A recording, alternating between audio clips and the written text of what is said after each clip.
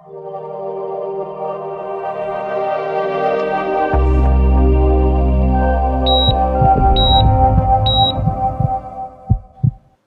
I am Dr. Prashant. I am the ENT endoscopic skull base surgeon. Along with me, I have Dr. Joshna, who Hello. is the head neck surgeon in the department, and Dr. Aditya Patil, who is the plastic and reconstructive surgery in Sagar Hospital, Jayanagam.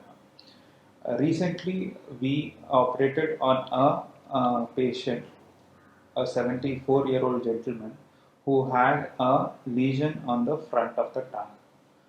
This patient presented initially with just a ulcer, and when we advised him to get a biopsy done, he delayed it and he came back to us after almost 2 weeks. So, what exactly happened in the due course, Dr. Joshna will explain. Hello, this is Dr. Joshna. So, talking about the oral oncology or head and neck oncology in general, oral cancers are one of the most common cancers in the whole world. It is sixth most common, and in India, in men, it is most common cancer. With increase in prevalence of smoking, alcohol intake, betel nut chewing, and also as small as a reason of sharp tooth, as in case of this gentleman, can be the reasons for oral cancer. Diagnosing the oral cancer patient is very important in the early stages because it has a direct impact on the mortality. In this patient, we went ahead and did a biopsy to confirm the lesion after our clinical suspicion. And it did turn out to be squamous cell carcinoma, and it is a very aggressive tumor in the head and neck cancer region. With this diagnosis, we also got the PET CT scan done and we planned up for a surgery. As my teacher says, there are 4 R's in the cancer treatment. First one is resection of the lesion. The second one is reconstruction of the lesion. The third one is to rehabilitate the patient. And the fourth one is to prevent any recurrence. Likewise, our Sagar Hospital has all the 4 options here with an esteemed team. We ENT and head and neck surgeons are here. For the reconstruction, Dr. Aditya Patil is there. For the rehabilitation, we have physiotherapy, we have speech and swallow therapy, dietitian, all the team here.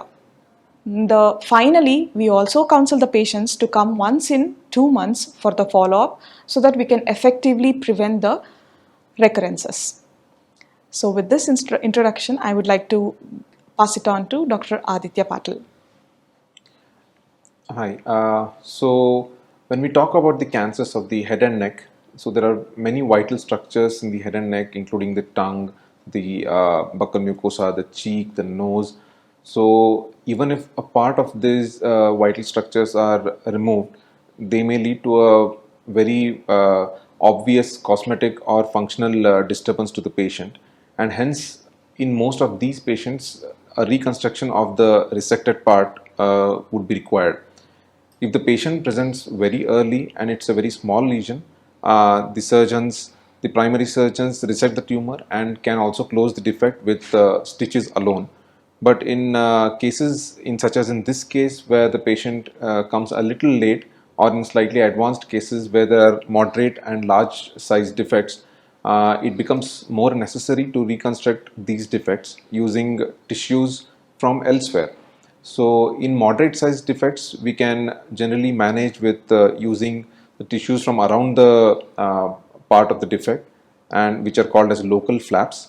And in larger defects, we may have to take skin from elsewhere in the body, like the forearm or the thigh.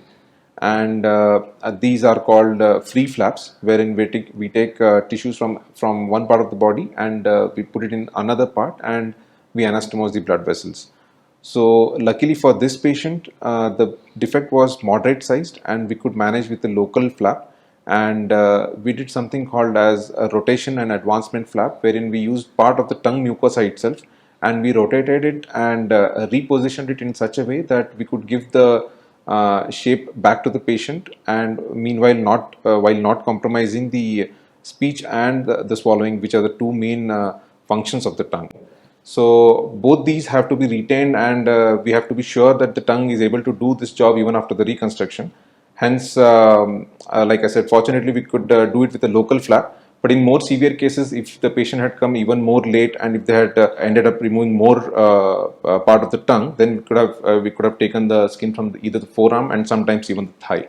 So this particular patient whom we operated last Friday, that is just 4 days back, we did a complete excision with almost 1.2 centimeter margins free of tumor, and the tongue was reconstructed by Dr. Aditya. As the patient is now, today is day 4 post-operatively, and the patient is doing extremely fine. He is much more better than before surgery, because the patient had a pretty big lesion on the tongue, which was very painful for the patient, and he was not able to move his tongue normally, and his swallowing was also was affected. His vocalization was also affected. After the surgery, in spite of removing more than one third of his tongue, the patient is able to swallow, talk, and do everything almost normally. In fact, much better than before.